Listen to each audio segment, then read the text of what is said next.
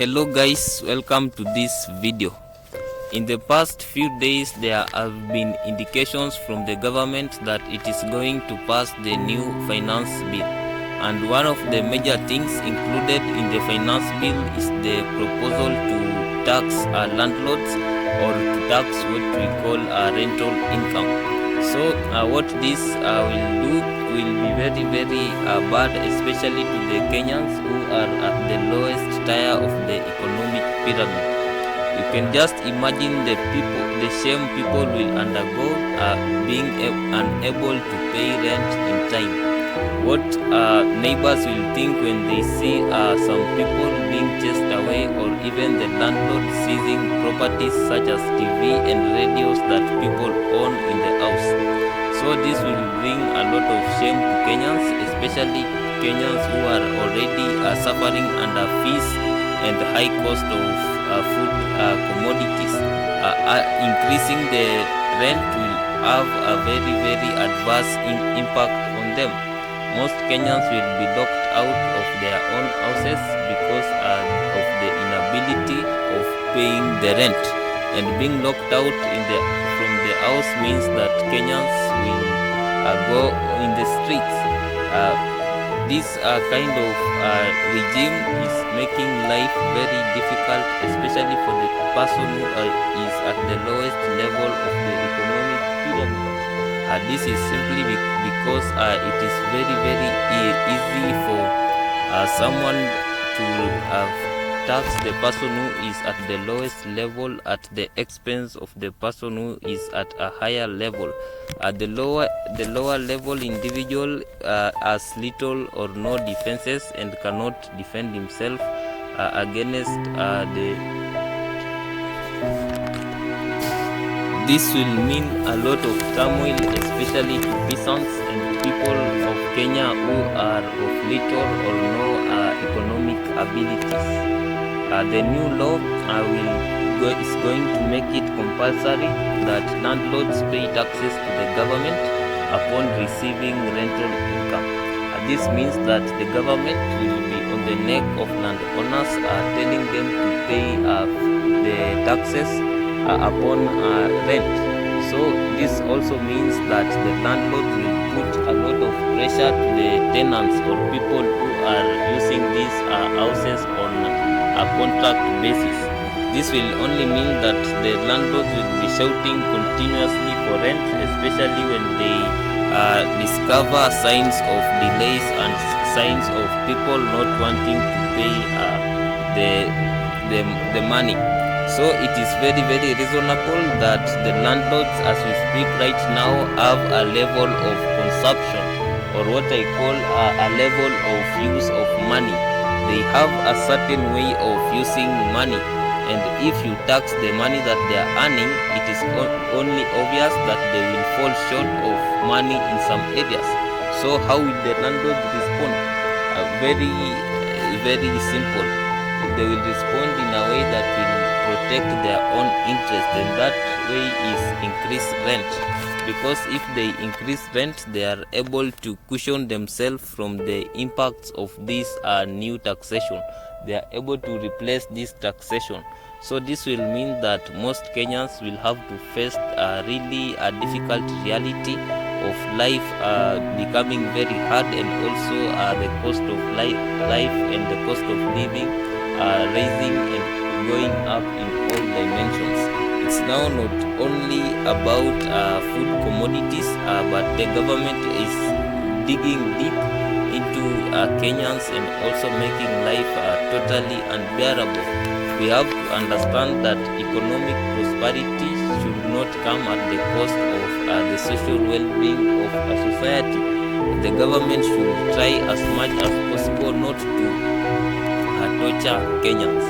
Because even when you look at some of the taxation measures that the government is putting in place, for example, when you look at the proposed taxation for people who are employed, who are saving towards, getting houses, you find that this law is very unfair, because some people who are employed have houses, others have ancestral land that they will inherit upon retirement. So this kind of legislation and laws are very, very what is called draconian. They are hurting the people at the base of the pyramid, the Kenyans. Kenyans are becoming slaves day by day to these artificially created difficulties by human beings. It becomes totally very shameful for men to be unable to settle their bills because of these rising costs of living and difficulties in all directions. So the government in this regard is failing very, very much, because if they refuse to take debts and really cushion Kenyans from these effects of political mismanagement, it only means that it will get difficult and more difficult for Kenyans. And Kenyans in such steps, and we all know that people in pain, people who are suffering, are very susceptible to suggestion. What I mean is that people who are under these conditions of difficulties can easily fall prey into maybe doing things such as seceding, as the ODM leader Raila Odinga was talking about. Because when someone is trapped in a hole that they see no escape, they will take the something that is offered, even if pieces of grass are knitted together and given to them, they will hold on to it, because that represents hope that they will get out of that hole. So this is an opportunity for Kenyans to really come out and fight against economic policies that will make the country and the people suffer continuously. During Uhuru's time, we suffered for a future that never came, and Ruto is also promising a future that will not come. So these political strategies of putting hope in front of the people can be equated to a man that puts a carrot on the top of the nose of what we call a donkey. So the donkey keeps going forward and carrying heavy burdens in the hope that one day it will be able to eat the carrot, to have a taste of satisfaction, get the carrot and be well fed. So this is what Kenyans are, the hope of future prosperity, and all hopes that have been piled up upon them are of course false hopes that people have to hold on to and keep carrying the burden continuously. Unless Kenyans become smart and say no to, and once and for all, to this kind of economic policies, it will continue. They will continue carrying the burden, suffering continuously, and being used very, very much. For example, the housing bill, Ruto may after his regime is over, if this new regime comes and quashes that, where will this money go? So we need to really ask ourselves some real questions, and really we need to put our political system into account. They cannot wake up on whims and make decisions that are affecting so many people on mighty scales. So many people are going to suffer because they will be unable anymore, especially employees, take care of their loan obligations. So what does a person do in such a case? Most people will result to unethical ways of raising more money, and this will result in corruption and more economic sabotage and wastage to the country. For example, we look at the tragedy that happened in Kemsa. We find that most employees find themselves in this tight hole, and most people now are easily become corrupt, because when the rules are set so tight, most people will go against the rule. But when we have a country that is governed by fairness, a country whose taxation system and taxation principles really realize that we have so many people that we need to consider. For example, right now, a man who cannot earn anything will die in Kenya because life has become very, very difficult. And what is worrying about this trend is that most of the difficulties are being artificially created. We all believed that the oil that is going to come from the United Arab Emirates is going to make life easier. But what is the cost of the dollar? What is the exchange rate of the dollar right now? In the morning, I looked at the exchange rate. I saw that it is still $1 equals to 138 Kenyan shillings, with all prospects of rising. The question that I will ask to Kenyans today: is this country becoming a disaster? Is this country becoming unmanageable?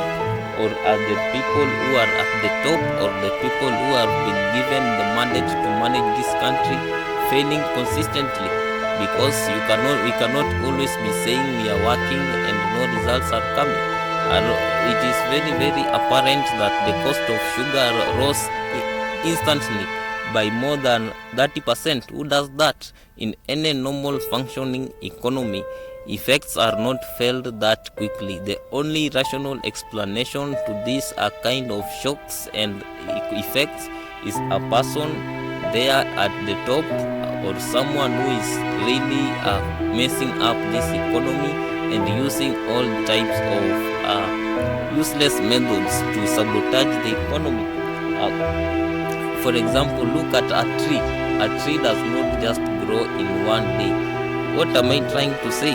We cannot just wake up in one day and say that we believe that Kenya can become like the US. US itself has centuries of years of effort to see it where it is today. So we have to be realistic and have realistic goals. Even if the president has so much visionary, we also need to realize the limits of geography and such other factors, and also not to look at growth as technologies and other things when the ordinary Kenyan cannot survive. Let me shock you. If you can no longer be able to feed yourself, even if you have Range Rover, it is meaningless to you, because as a human being, there are things that come first, and these things can be called a place. People need shelter, people need houses, people need to be able to afford housing. We go to food. The cost of commodities has to be at such a level where each Kenyan that is working can reasonably afford. These are really important. But when you make them unaffordable, you make people a very gullible suggestion, as I said earlier. And this one will only make smart people like Raila Odinga to capitalize on this collective state of political emotion and tell people to strike and protest continuously.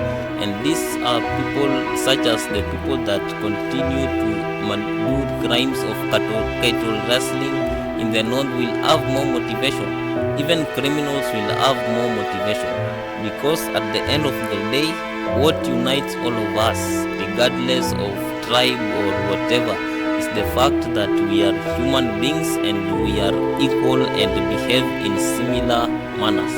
When economic conditions and everything is too difficult, people will look for ways to escape it, and one of those ways is crime. Most people, for example, employees will find ways to get bribes, whether it is legal or not. Hustlers at the bottom of the economic pyramid, such as retailers of shops, the mamambogas, will find a way of adding price and making their products more expensive. So what does this leave in the country? It leaves the country on a path of destruction, because if as difficulties continues to pile upon pile, it is only obvious that most people will get into depression, and most people will continue to get very, very angry. So in this kind of anger and all these emotions going around, it is an unproductive environment, and the economy will continue failing consistently, because when everyone is feeling down, everyone is frustrated by their economic fate, it will only make things difficult, contrary to what the president thinks that these tough economic measures will work. We always say that people are different, and the rate of Ruto's maybe say power to grow is different from the rate of maybe the rest of the Kenyans. Growth needs time, and we also need to realize a country like Kenya needs time. An individual can be very fast and grow fast, but not everything will work like that. There is a place for what we call patience and time, and if this country adopts policies that respect these principles of nature, I believe we will grow in a better way. So it is important for politicians to first of all prioritize that Kenyans are able to meet their basic needs without struggling before now going into other needs. Things like such as driving a car is not a must that someone has a car. There is public transport. Things such as owning a house, there is no need to own a house if you can afford to live affordably in a rented house. So these things are not that important. What is important is that thing that if it is stopped right now you die, and that is supply of food, that is lack of water, that is lack of housing.